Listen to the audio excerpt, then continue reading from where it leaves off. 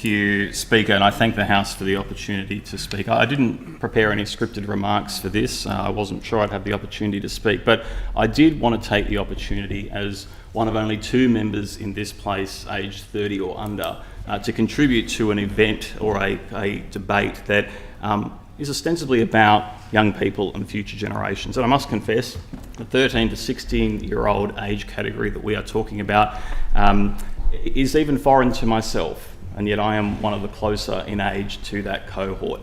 One of the great underrepresentations in this state, indeed in parliaments right across this country, is younger voices. You don't see them in positions of elected office anywhere near enough, and I think that that is a great travesty, because so many of the decisions that are made are for the long term, and yet most of the time the people that make the decisions aren't around to inherit that future that they have created. It's the generation that comes after them. And so I feel a sense of obligation to speak up, but in doing that, recognise that I'm not the font of all wisdom on this either, but would be the closest to a digital native in this place to date.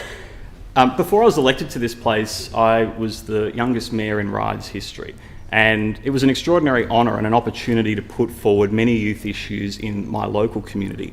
But it was also an extraordinary experience to feel not only the responsibility and weight of that role, but it was amplified by age, but also an expectation that you participate and partake in debates in a different way, in a much more youth-friendly way, in a way that opened doors for people who wouldn't normally participate in democracy, in councils, in decision-making for their communities. And so I think where social media is a huge opportunity to open those doors, to give more people opportunities to partake, it also comes with enormous risks. And I can think of a number of examples from my own school cohort where people who were on very well-defined journeys found themselves drifting off course because of things like cyberbullying, because of social pressure, because of a belief that their reality was not what it should be. And that is not a challenge that many previous generations, in fact, I'd argue no previous generation has had to experience and encounter. It is unique to this current generation. And so, in a way, all of us are shifting into uncharted territory.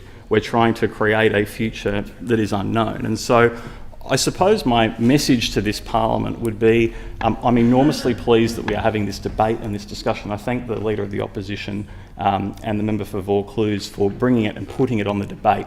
My experience has been that is half the battle. For young people's issues, to get them on the table in front of people who, for no fault of their own, don't have a lived experience and can't understand, that is half the battle.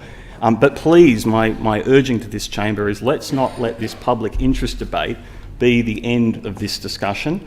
There is so much more work to do. And I note the summit that is forthcoming, and I think that that is another opportunity. But please let that not be the end of the debate either. There needs to be real policy reform, there needs to be real cultural change, and there needs to be an empowerment of both parents and younger people, so that as they chart and navigate these uncharted waters, we are creating a better future, not perpetuating an unknown and uncertain one. So I thank the House for the opportunity to participate. I look forward to getting to know and working with so many of the stakeholders in this space. But let me say, as somebody who has a bit of a lived experience, but not an absolute one, I'm very much supportive of these calls. I think that it is the right place to start, noting that most young people are smarter than all of us and will probably figure out ways around many of the rules that we introduce. So in saying all of that, let's keep an open mind on the policy response. Let's make sure that we bring them into the discussion.